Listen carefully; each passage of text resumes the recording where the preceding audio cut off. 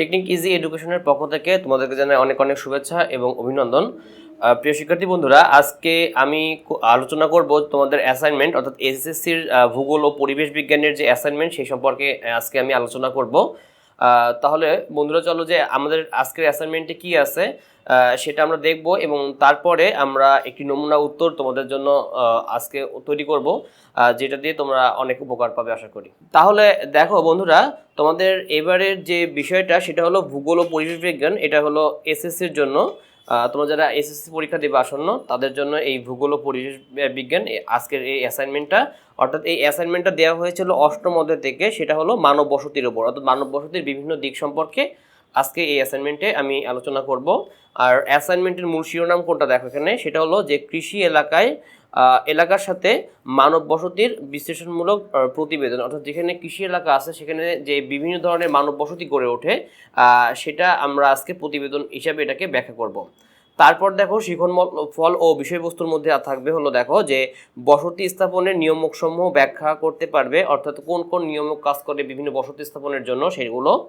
তারপরে গ্রামীণ বসতি ও নগর বসতির ধরন বর্ণনা করতে পারবে, কারণ দেখো যে গ্রামীণ বসতি এবং নগর বসতির মধ্যে বেশ পার্থক্য আছে।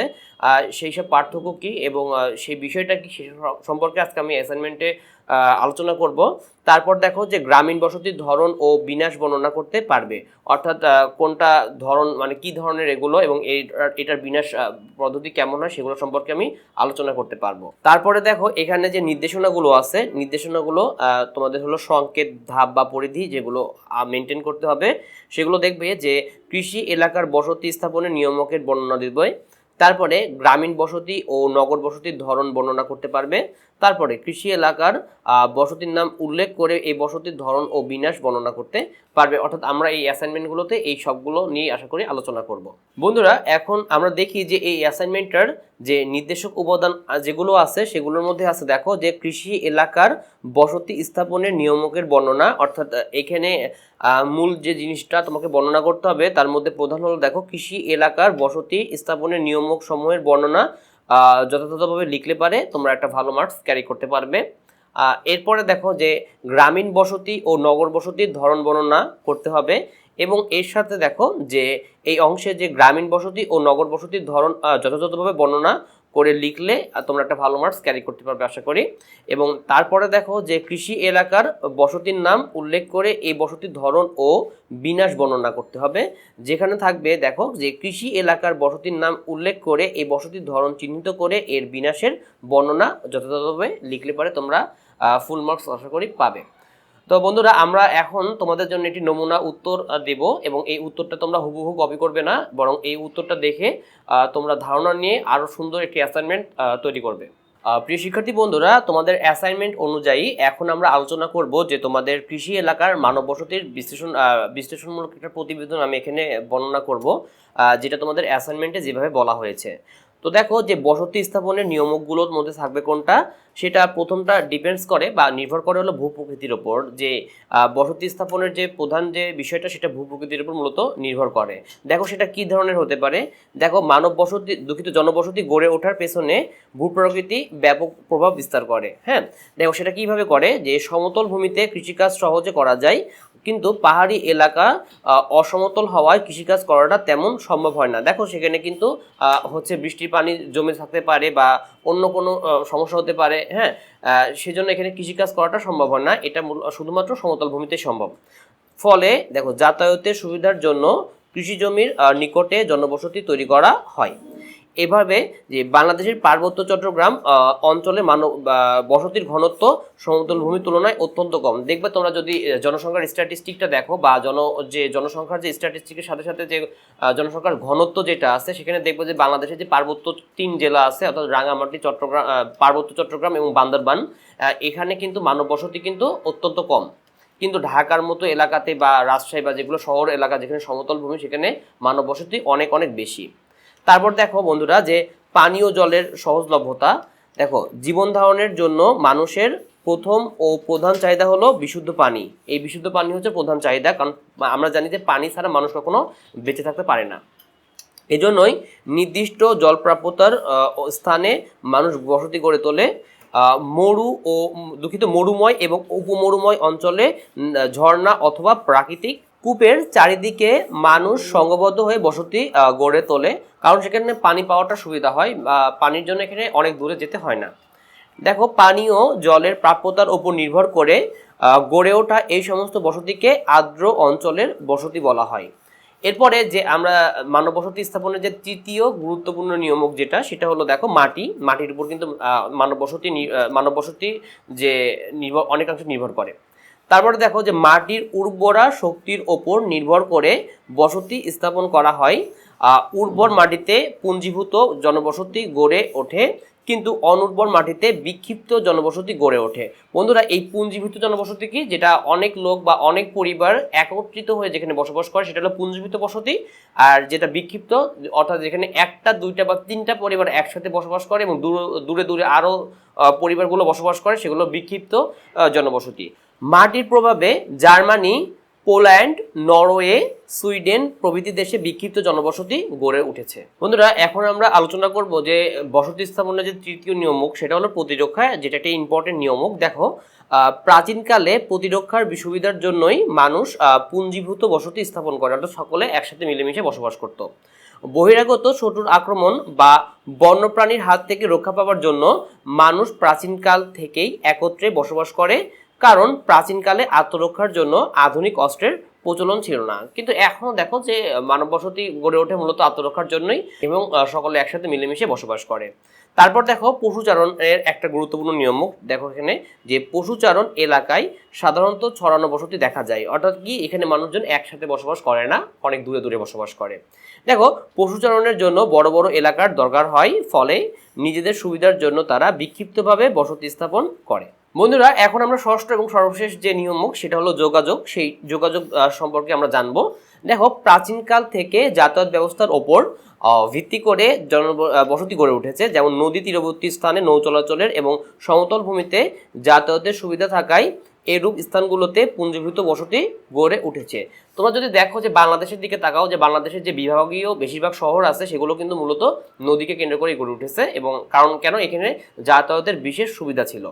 এরপর দেখো যে আন্তর্জাতিক ক্ষেত্রে আমরা দেখি যে মিশরের নীল নদ এর তীরবর্তী আলেকজান্দ্রিয়া এবং তাজিকিস্তানের সমরকন্দ নগরের উৎপত্তি হয়েছে এভাবেই। এরপর আমরা দেখো যে এটা আমাদের যে অ্যাসাইনমেন্টের যে নির্দেশনা, সেটা ছিল দেখো যে গ্রামীণ ও নগর বসতির ধরন। হ্যাঁ, গ্রামীণ এবং নগর বসতির ধরন মূলত কেমন হয় সেটা সম্পর্কে আমরা জানবো। দেখো, সাধারণত 3 ধরনের বসতি দেখা যায়, মানে গ্রামীণ এবং নগরের মধ্যে বসতির মধ্যে 3 ধরন এটা দেখা যায়। তা আমরা এখন বর্ণনা করব। সেটা হলো এক, গোষ্ঠীবদ্ধ বা সংঘবদ্ধ বসতি। সেটা কি, দেখো, গোষ্ঠীবদ্ধ বা সংঘবদ্ধ বসতি এটা কেমন হয়। দেখো, গ্রামীণ এলাকায় কোনো একটি স্থানে যখন বেশ কয়েকটি পরিবার একত্রিত হয়ে বসবাস করে, তখন তাকে বলা হয় গোষ্ঠী বা সংঘবদ্ধ বসতি। এ ধরনের বসতিগুলোর মধ্যে পারস্পরিক দূরত্ব কম থাকে। দেখবা একটা বাড়ির সাথে আরেকটা বাড়ি, একটা বাড়ির পাশে আরেকটা বাড়ি, এরকম ভাবে থাকে, এবং এটা অনেক অনেক বাড়ি, শত বা হাজার বাড়ি একসাথে গড়ে উঠে এখানে নগর গড়ে তোলে আর কি। মূলত এটা একটা গোষ্ঠীবদ্ধ বা সংঘবদ্ধ বসতি। দেখো, সামাজিক বন্ধন এবং অর্থনৈতিক কর্মকাণ্ডের জন্যই বাসগৃহগুলো এভাবে গড়ে তোলে। এ ধরনের বসতির দ্বারা ছোট গ্রাম বা নগর হতে পারে। দেখো, গোষ্ঠীবদ্ধ বসতিতে দেখা যায় যে যদি স্থানটি অর্থনৈতিক দিক থেকে উন্নত হয়, তবে সেখানে আরও বসতি গড়ে তোলে। দেখো, যে ঢাকা শহরে যেমন বসতিটা, এটা কিন্তু একটা সংঘবদ্ধ বসতি, এবং দিন যতই যাচ্ছে এই ঢাকা শহরের বসতি বা আয়তন কিন্তু ততই বাড়তেছে। হ্যাঁ, কারণ আগে এইরকমটা ছিল না। প্রথমে দেখো, ঢাকা শহর ছিল হলো ওই লালবাগ কেল্লা কেন্দ্রিক, তারপরে হয়েছে মিটফোর্ড হসপিটাল কেন্দ্রিক। এখন দেখো, ঢাকা শহর, আমাদের ঢাকা শহরটা এটা কত ছড়িয়ে ছিটিয়ে গেছে মূলত এই জনসংখ্যা বৃদ্ধির কারণে এবং অর্থনৈতিক কর্মকাণ্ড বৃদ্ধির কারণে। দেখো, এভাবে এক বা একাধিক রাস্তার সংযোগস্থলে গড়ে ওঠা বসতিগুলো থেকেই ভবিষ্যতে নগর বা শহরে রূপান্তর ঘটে। এরপরে দেখো বন্ধুরা, সেটা হলো যে বিক্ষিপ্ত বা বিচ্ছিন্ন বসতি। এটা হলো বসতির আরেকটা ধরন, যে বিক্ষিপ্ত এবং বিচ্ছিন্ন বসতি এটা কেমন ধরনের হতে পারে সেটা আমরা আলোচনা করি। দেখো, সেটা হচ্ছে পৃথিবীর বিভিন্ন দেশে এই ধরনের বসতি দেখা যায়। মূলত এখানে প্রাকৃতিক ও সাংস্কৃতিক কারণে এ ধরনের বসতি গড়ে ওঠে।